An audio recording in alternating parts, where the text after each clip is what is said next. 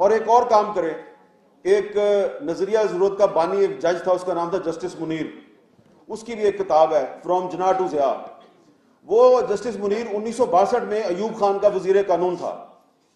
تو جسٹس منیر جو ہے انہوں نے یہ اپنی کتاب میں لکھا ہے کہ ایوب خان نے 1962 میں ان کو بلا کر یہ کہا کہ یہ بنگالیوں سے جان چھڑائیں. 1962 میں تو ایوب خان نے اس کو کہا کہ ان سے بات چیت کرو, یا ہمارے سے علیحدہ ہو جائیں یا ہمارے سے کنفیڈریشن کر لیں.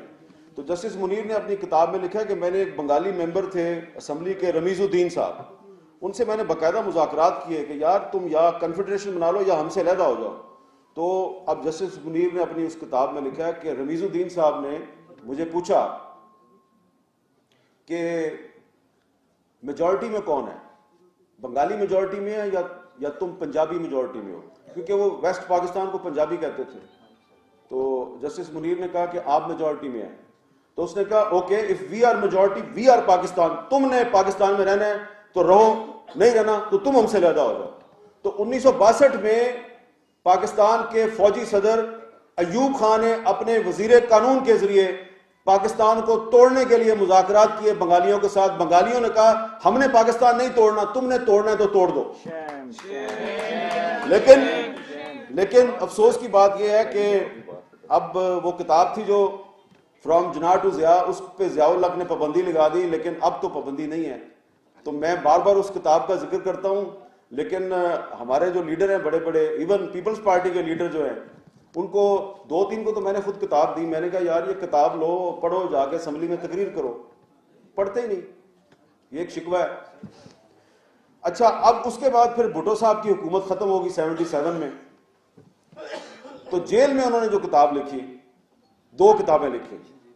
ایک اف آئی ایم اسیسینیٹڈ, جس سے آپ سب واقف ہیں, میرا خیال ہے کہ آپ سب واقف ہوں گے, ٹھیک ہے. لیکن ایک اور بھی کتاب ہے, وہ بھی جیل میں لکھی, اس سے آپ میں سے بہت کم لوگ واقف ہیں. وہ کتاب تھی ریومر اینڈ ریئلٹی, افواہ اور حقیقت. یہ کتاب صرف 1 دفعہ شائع ہوئی, صرف 1 دفعہ. اور جب 1 دفعہ شائع ہوئی تو پیپلز پارٹی کی قیادت سے کہا گیا کہ اگر آپ نے یہ کتاب دوبارہ شائع کی تو دوبارہ کبھی نہ سوچنا کہ تم حکومت میں آؤ گے. اور پھر وہ کتاب دوبارہ شائع نہیں ہوئی, کیونکہ اس کتاب میں بھٹو صاحب نے کچھ ایسے انکشافات کیے تھے اور کچھ ایسی حقائق سے پردہ اٹھا دیا تھا کہ جس سے آج بھی اگر آپ 2020 میں وہ کتاب پڑھیں تو آپ کو پتہ چلے گا کہ آج بھی پاکستان میں جو بہت سے واقعات ہو رہے ہیں اس کے پیچھے کون ہوتا ہے. مثلا میں اس کتاب کے حوالے سے صرف ایک چیز آپ کو بتاتا ہوں. بھٹو صاحب وزیر اعظم ہیں اور غلام مصطفیٰ جتوئی صاحب چیف منسٹر سندھ ہیں, اور کراچی سے سردار عطا اللہ مینگل کا بیٹا اسد اللہ مینگل اغوا ہوتا ہے, اور اس کے بعد اس کا کوئی پتہ نہیں ملتا. تو ایک ایوننگر جو ہے شام کا اخبار, اس کی ہیڈ لائن ہے کہ عطا اللہ مینگل کا بیٹا کراچی سے اغوا. تو بھٹو صاحب کو پتہ چلتا ہے, وہ پوچھتے ہیں چیف منسٹر سے کہ بھئی یہ عطا اللہ مینگل جو ہے اس کا بیٹا کس نے اغوا کیا. تو چیف منسٹر کہتا ہے جی کہ یہ مجھے نہیں پتا, یہ آپ ٹکا خان کو پوچھیں. ٹکا خان سے پوچھتے ہیں, ٹکا خان آرمی چیف ہے اور اگلے آرمی چیف کا اعلان ہو چکا ہے, ضیاء الحق اگلا آرمی چیف ہے, اور ٹکا خان صاحب جو ہیں اب وہ صرف چند دن کے مہمان ہیں, لیکن ابھی وہ آرمی چیف ہیں. تو ٹکا خان صاحب کو پوچھا جاتا ہے, ٹکا خان کہتے ہیں جی وہ دراصل ضیاء الحق کو جنرل رحیم الدین جو ہیں انہوں نے یہ کام کیا ہے, مجھے اس کے بارے میں نہیں پتا. تو انہوں نے کہا کہ پتہ کر کے بتاؤ. تو پتہ کر کے بتایا. تو اگلے دن 3 جرنیل پرائم منسٹر ذوالفقار علی بھٹو کے سامنے پیش ہوئے, اور انہوں نے کہا دراصل یہ جو اسد اللہ مینگل ہے یہ پاکستان دشمن سرگرمی میں ملوث تھا, آپ پریس کو یہ بتا دیں یہ افغانستان بھاگ گیا ہے. انہوں نے کہا چلے میں یہ کہہ تو دوں گا, ابھی بتاؤ کہاں ہے وہ. اب بھٹو صاحب نے لکھا ہے کہ جب میں نے پوچھا کہ ہے کہاں پہ, تو جرنیلوں نے کہا جی وہ دراصل ہمارے ایس ایچ جی کے کمانڈوز تھے, تو فائرنگ کے تبادلے میں وہ مارا گیا اسد اللہ مینگل. انہوں نے کہا اچھا مارا گیا ہے تو اس کی ڈیڈ باڈی کدھر ہے. کہا وہ ٹھٹھا کے قریب کسی مقام پہ اس کو دفن کر دیا, ہمیں نہیں پتا کہاں ہے اس کی ڈیڈ باڈی. انہوں نے کہا وہ ایک چیف منسٹر تھا, اس کا بیٹا ہے, اس کو تم نے اٹھا کے کراچی سے اس کو قتل کر دیا اور آپ کہہ رہے ہو اس کی ڈیڈ باڈی بھی آپ کے پاس نہیں ہے, تو میں کیا جواب دوں گا؟ انہوں نے کہا بس آپ کہہ دیں وہ افغانستان بھاگ گیا. تو بھٹو صاحب کتاب میں لکھتے ہیں کہ میرے پاس کوئی راستہ نہیں تھا, میں خاموش ہو گیا. اور آخر میں جا کے انہوں نے لکھا کہ اگر اس وقت میں خاموش نہ ہوتا تو شاید آج میں خود جیل میں نہ ہوتا. لہذا اسی طرح کی بہت سی باتیں اس کتاب میں ہیں. تو وہ کتاب جو ہے وہ بین ہے, لیکن محترمہ بے نظیر بھٹو نے جرأت دکھائی, ایک دفعہ وہ کتاب شائع کر دی تھی, اور اب پیپلز پارٹی کو چاہیے کہ وہ کتاب دوبارہ شائع کر دیں.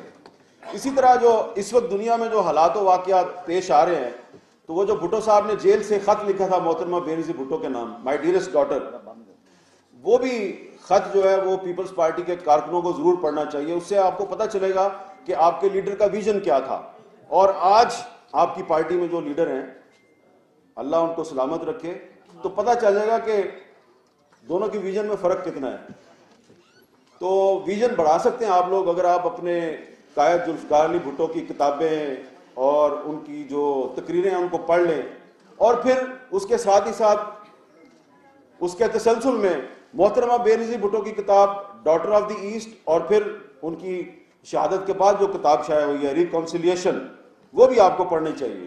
لیکن وہ جو کتاب ہے ریکانسیلیشن, اس کتاب کو پڑھ کے مجھے تو یہ احساس ہوا کہ بے نظیر بھٹو تو ریکانسیلیشن چاہتی تھیں, وہ تو چاہتی تھیں کہ پاکستان میں تمام ادارے جو ہیں وہ ایک پیج پہ آ جائے, اور انہوں نے ریکانسیلیشن کے نام پہ ڈائلاگ بھی شروع کیا, لیکن ان کے ساتھ ڈائلاگ کے نام پہ دھوکہ کیا گیا اور ان کو شہید کر دیا گیا. اب اس کتاب میں جب آپ بہت سے چیپٹر جو ہیں ان کو غور سے پڑھیں گے تو یاسین آزاد صاحب آپ کو بھی بہت سے اپنے سوالات کا جواب مل جائے گا.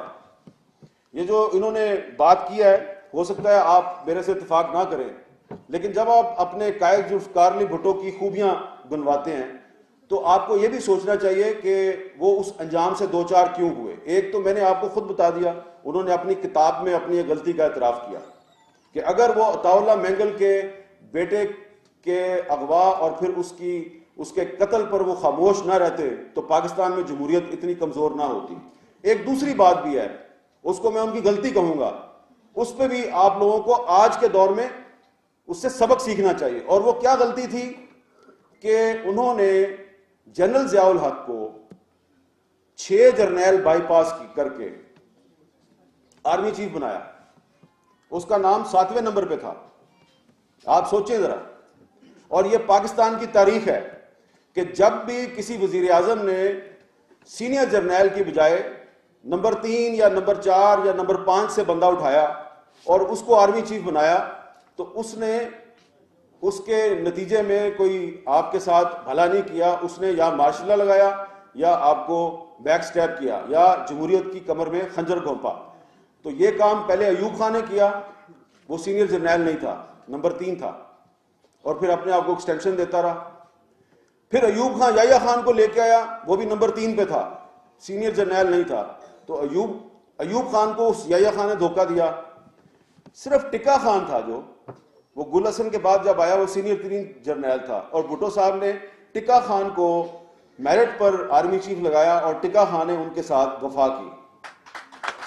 تو جو آپ میرٹ پر جس جرنیل کو آپ آرمی چیف لگاتے ہیں وہ آپ کے ساتھ اور ملک کے ساتھ اور آئین کے ساتھ وفا کرتا ہے. اور پھر ضیاء الحق کو آپ نے نمبر 7 سے اٹھا کے آپ نے اس کو آرمی چیف بنایا, اس نے کیا کیا یہ ساری دنیا جانتی ہے. اس کے بعد نواز شریف صاحب نے پرویز مشرف کو نمبر 3 سے اٹھا کے آرمی چیف لگایا, تو اس نے کیا کیا وہ آپ جانتے ہیں. لہٰذا یہ آج جو بحث ہو رہی ہے کہ جناب ایکسٹینشن دینی چاہیے نہیں دینی چاہیے, آپ اسمبلی میں اگر آپ نے بحث کرنی ہے تو دیکھ لیں گے کل کون کیا بحث کرتا ہے. تو بحث یہ ہونی چاہیے کہ آپ ہسٹری نکال کے دیکھیں کہ اس کی ضرورت کیا ہے, آپ ایکسٹینشن کی ضرورت کیا ہے آپ کو. اور اگر آپ یہ بڑی ڈبیٹ کر لیں, جی آپ اسٹینڈنگ کمیٹی میں چلا گیا, جی آپ پارلیمنٹ میں 3-4 دن ڈبیٹ کر لیں, الٹیمیٹلی تو آپ نے وہی کرنا نا جس کا حکم دیا گیا ہے. اور وہ یہ حکم یہ دیا گیا ہے کہ آپ نے जनरल कमर जावेद बाजवा को 3 साल की एक्सटेंशन देनी है, और वो तो देनी है, ठीक है, हुक्म तो यही है। अब चले, हो सकता है कि जनरल कमर जावेद बाजवा साहब जो है वो इस वक्त जो रीजनल सिक्योरिटी सिचुएशन है उसमें वो बड़ी जरूरी है जनाब उनको एक्सटेंशन देनी, तो आपने दे दी, लेकिन अब तो आपने उसको कानून बना दिया, तो जब 3 साल पूरे होंगे तो हो सकता है उसके बाद कोई आदमी कहे भाई इसको 3 साल की और एक्सटेंशन दे दो, चलें उसकी जगह पे आप किसी और को ले आते हैं। जब उसके 3 साल पूरे होंगे तो फिर वो लॉबिंग करेगा कि मुझे 3 साल और दो। तो अब आप एक मुस्तकिल रास्ता खोल रहे हैं कि जब भी किसी आर्मी चीफ की मुद्दत मुलाजमत के 3 साल पूरे होंगे तो क्योंकि कानून में मौजूद है, वजीर आज़म साहब के पास इख्तियार है, तो लॉबिंग करेगा, इधर जाएगा उधर जाएगा, और जो उसके दोस्त होंगे वो भी लॉबिंग करेंगे। तो आप एक मुस्तकिल रास्ता खोल रहे हैं। जो 1973 का आइन है उसका जो आर्टिकल 243 है उसमें रीअपॉइंटमेंट या उसमें एक्सटेंशन का कोई जिक्र नहीं है। लिहाजा ये पाकिस्तान तहरीक इंसाफ, मुस्लिम लीग नून और पाकिस्तान पीपल्स पार्टी, ये 3 बड़ी पार्टियां हैं, इनको फैसला करना है। करना तो आपने वही है जो आपको कहा गया है, लेकिन हमारी जो मुअद्दबाना गुजारिश और आजाना राय है वो ये है कि आप ऐसा काम ना करें कि आने वाले वक्त में हर 3 साल के बाद साजिशों का दरवाजा खुल जाए। तो अगर आप चाहते हैं कि पाकिस्तान में जमहूरियत मजबूत हो तो उस जमहूरियत को मजबूत करने के लिए आपको इदारों को मजबूत बनाना है। ये ऐसे काम ना करें कि जिससे दुनिया को एक तासुर मिले कि पाकिस्तान में इदारे मजबूत नहीं है। कोई एक शख्स मजबूत होता है और एक शख्स जो है जब उसका टेन्योर खत्म हो जाता है तो इदारा जो है वो बेहथल हो जाता है कि हुण में की करा। भाई मैं समझता हूं कि पाकिस्तान के इदारे बहुत मजबूत हैं। पाकिस्तान की फौज में बड़े काबिल जर्नैल हैं, अगर एक जर्नैल जाएगा तो 10 जर्नैल उसकी जगह पे आर्मी चीफ बन सकते हैं। तो अगर एक 2008 की जो असम्बली थी उसमें एक वजीर आजम था यूसुफ रजा गिलानी, डिस्क्वालीफाई किया ना सुप्रीम कोर्ट ने, उसकी जगह परवेज अशरफ आ गया। तो ऐसा तो नहीं हुआ कि गिलानी साहब गए तो असम्बली नहीं चल सकती, हुकूमत नहीं चल सकती। परवेज अशरफ आ गया ना, असम्बली चली।